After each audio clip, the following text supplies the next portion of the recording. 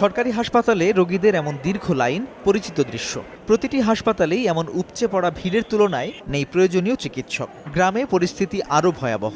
শিশু হাসপাতাল, আমার মেয়েটা 3 দিন ধরে পেশাবও করে না, পায়খানাও করে না, কিন্তু আমি কোনো ডাক্তারের কাছে যাই মুখ পাইতেছি না, কোনো দাঁড়ানো পারতেছি না, আমার বাইর করে দেয়। 12টার পরে তাদের চেম্বার ক্লোজ হয়ে যায়।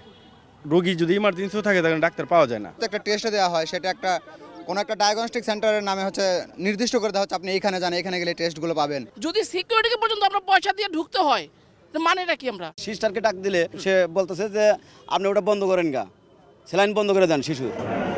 বিশেষজ্ঞরা বলছেন, চিকিৎসকদের পদায়ন ও পদোন্নতির জটিলতা দূর করে জনবল বৃদ্ধি এবং গ্রামে চিকিৎসকদের উপস্থিতি নিশ্চিত করাই হবে নতুন সরকারের প্রধান চ্যালেঞ্জ। দৃষ্টি দিতে হবে বেসরকারি স্বাস্থ্য খাতে সেবার মূল্যের লাগাম টানার দিকে। বাড়াতে হবে স্বাস্থ্য খাতের বরাদ্দ। যে জনবল আছে সেই জনবলগুলো কিন্তু সঠিকভাবে বিন্যস্ত না। রেফারেল সিস্টেম না থাকার জন্য কিন্তু আমাদের রাজধানীতে চাপ পড়ছে এবং যে রোগীগুলো যে সঠিক চিকিৎসা থেকে বঞ্চিত হচ্ছে। যথেষ্ট আইন তৈরি হয়নি।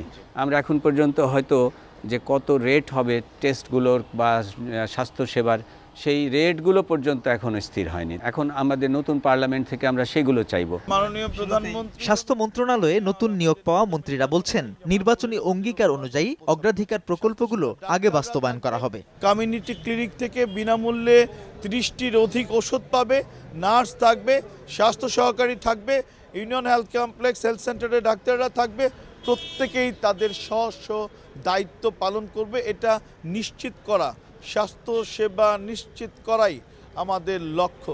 আমাদের চ্যালেঞ্জগুলো অনেক, আমরা চ্যালেঞ্জে ভয় পাই না। জনগণের স্বাস্থ্য খাতেও বিরাট আশা আছে, আমাদের দায়িত্ব এই আশা পূরণ করা। আমরা চাই হাসপাতালের যে সিস্টেম, অ্যাডমিনিস্ট্রেশন আরো ভালো হোক, জনগণ ভালো সেবা পাক। মন্ত্রীরা বলছেন, বিভিন্ন মেয়াদী কর্মসূচির মাধ্যমে এসডিজির লক্ষ্য অর্জনে এগিয়ে যাওয়াই হবে সরকারের মূল লক্ষ্য। এই পিরিয়ডে সাজিদ রাজু, সময় সংবাদ, ঢাকা। আমরা চাচ্ছি যে সেবার মান